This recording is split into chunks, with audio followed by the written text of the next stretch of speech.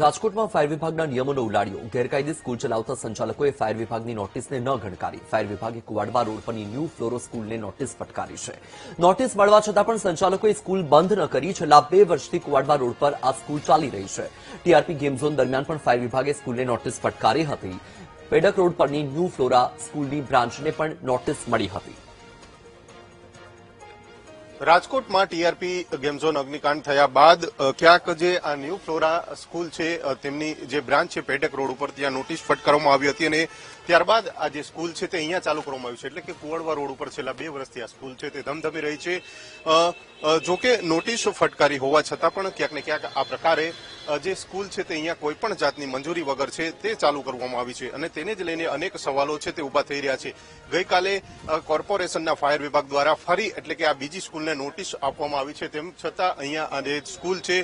તે ખુલ્લી જોવા મળી હતી આપણી સાથે આ સ્કૂલના સંચાલક છે તેમને પૂછશું ભાઈ શું કહેશો કારણ કે તમે આવ્યા છો સ્કૂલ ચાલુ છે અને નોટિસ આપી છે કોર્પોરેશને ભાઈ સંચાલક છો તમે જે પ્રમાણે જવાબ દેવાનું સંચાલક છો શું છો તમે સંચાલક છો શું છો પ્રાથમિક વિગત તો આપી દો શું નોટિસ આપી છે આપ સીધા દ્રશ્યો જોઈ શકો છો જે પ્રમાણે આ સ્કૂલ છે તે ચાલુ હાલતમાં જોવા મળી રહી છે એક તરફ તંત્ર દ્વારા માત્ર નોટિસો ફટકારવામાં આવે છે અને બીજી તરફ જે આ સંચાલકો છે તે જવાબ આપવાનું ટાળી રહ્યા છે કારણ કે એક બ્રાન્ચમાં તો નોટિસ આપી દીધી તો એ આ ચાલુ રહી કે બીજી બ્રાન્ચ નવી આ જે બધું થઈ રહ્યું છે એ બધું આવનારી સ્કૂલને બદનામ કરવા માટે નોટિસ છે ફાયર વિભાગે નોટિસ આપી છે ફાયર વિભાગ થોડી બદનામ કરશે અમારી પાસે નોટિસ છે પુરાવા છે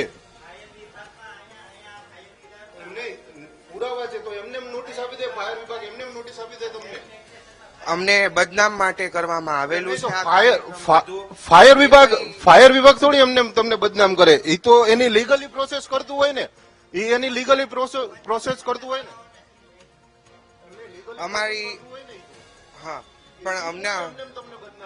અમારા પાસે એક જ શબ્દો છે કે અમારી સ્કૂલને બદનામ કરવા માટે અને અમારી સ્કૂલના એડમિશન ઘટાડવા માટે આ કરી રહ્યા છો તમે લોકો એમ નહીં અમે તો નોટિસ આપી એટલે આવ્યા છીએ અમારું તો કામ છે સાચું દેખાડવાનું તમને ખબર છે અમદાવાદમાં બ્લાસ્ટ થયો 8 લોકોના મોત થયા અને ગેરકાયદેસર ચાલતું હતું આખું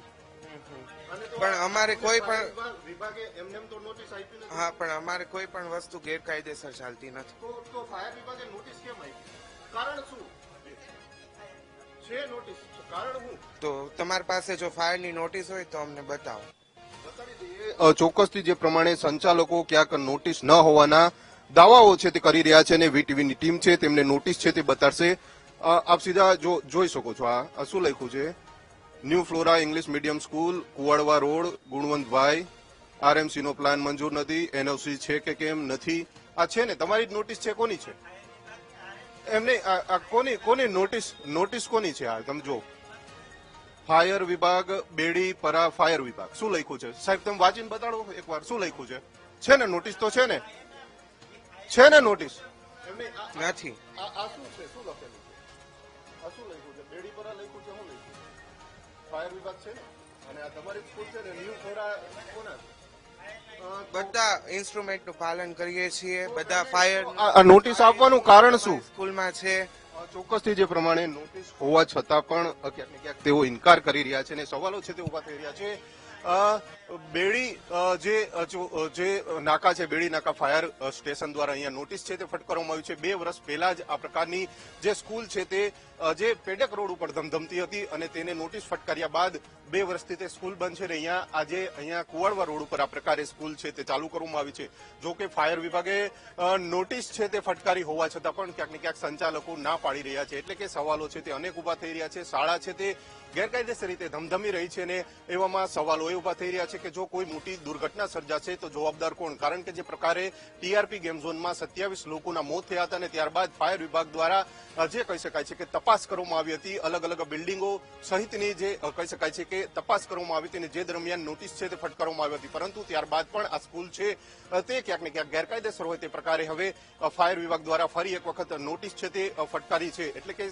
સવાલો એ ઉભા થઈ રહ્યા છે કે આટલી નોટિસ ફટકારી હોવા છતાં પણ માત્ર ને માત્ર કાગળ ઉપર હોય તે પ્રકારના દ્રશ્યો છે તે અહીંયા જોવા મળી રહ્યા છે કેમેરામેન નિશિત ગડિયા સાથે ભાવ સુંદરબા વીટીવી ન્યૂઝ રાજકોટ।